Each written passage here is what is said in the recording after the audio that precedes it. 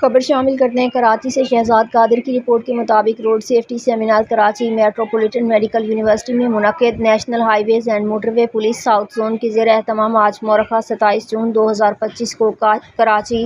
Metropolitan medical university میں ایک جامع road safety seminar کا کامیابی سے انعقاد کیا گیا۔ سیمینار میں 300 سے زائد طلباء و طالبات، فیکلٹی ممبران اور دیگر معزز مہمانوں نے شرکت کی۔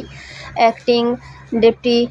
Inspector general of police south zone Khalid Hussain Makhdoomi نے اس موقع پر خصوصی شرکت کی اور روڈ سیفٹی کے بنیادی اصولوں، محفوظ ڈرائیونگ کے طریقوں اور حادثات سے بچاؤ کے حوالے سے نہایت معلوماتی اور بصیرت افروز خطاب کیا۔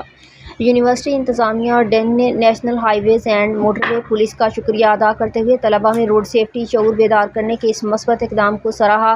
موٹر وے پولیس کا یہ اقدام نوجوانوں میں ٹریفک قوانین کی اہمیت اجاگر کرنے اور محفوظ معاشرہ تشکیل دینے کی جانب ایک اہم قدم ہے۔